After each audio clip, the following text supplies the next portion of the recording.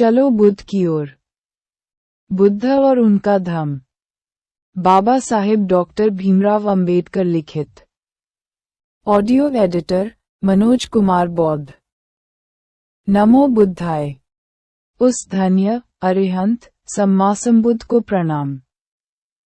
प्रथम कांड। सिद्धार्थ गौतम बोधिसत्व किस प्रकार बुद्ध बने। प्रथम भाग। जन्म से निर्वासन। 1. कुल। 1.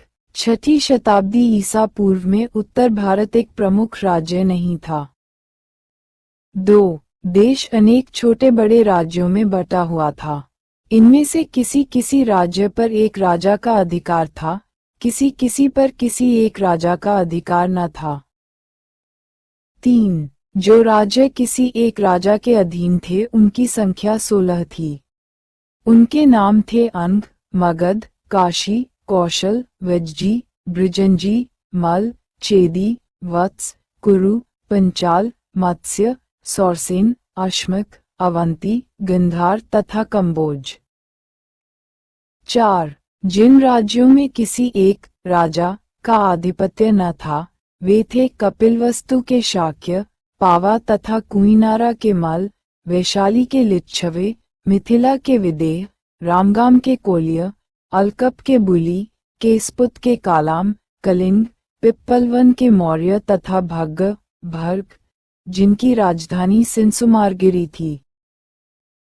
5. जिन राज्यों पर किसी एक राजा का अधिकार था वे जनपद कहलाते थे और जिन राज्यों पर किसी एक राजा का अधिकार न था वे संघ या गण कहलाते थे। 6. कपिलवस्तु के शाक्यों की शासन पद्धति के बारे में हमें विशेष जानकारी नहीं है। हम नहीं जानते कि वहां प्रजातंत्र था अथवा कुछ लोगों का शासन था। 7. इतनी बात हम निश्चयपूर्वक कह सकते हैं कि शाक्यों के जनतंत्र में कई राज परिवार थे और वे एक दूसरे के बाद क्रमशः शासन करते थे। 8. राज परिवार का मुखिया राजा कहलाता था। 9. सिद्धार्थ गौतम के जन्म के समय शुद्धोदन की राजा बनने की बारी थी। 10. शाक्य राज्य भारत के उत्तर पूर्व कोने में था। यह एक स्वतंत्र राज्य था, लेकिन आगे चलकर कौशल नरेश ने इसे अपने शासन क्षेत्र में शामिल कर लिया था। 11.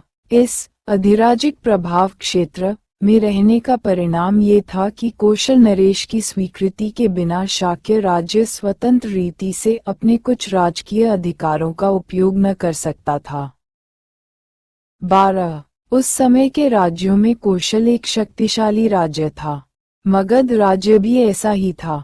कौशल नरेश प्रसेनजित और मगध नरेश बिंबिसार सिद्धार्थ गौतम के समकालीन थे।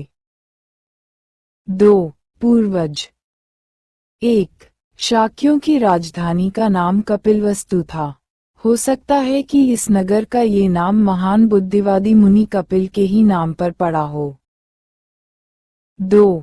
कपिलवस्तु में जयसेन नाम का एक शाक्य रहता था। सिंहनु उसका पुत्र था। सिंहनु का विवाह हुआ। जन्म से निर्वासन था कच्चाना से। उसके 5 पुत्र थे, शुद्धोदन, धौतोदन, शुक्लोदन, शाक्योदन तथा अमितोदन। 5 पुत्रों के अतिरिक्त सिंहनु की 2 लड़कियां थीं, अमिता तथा प्रमिता।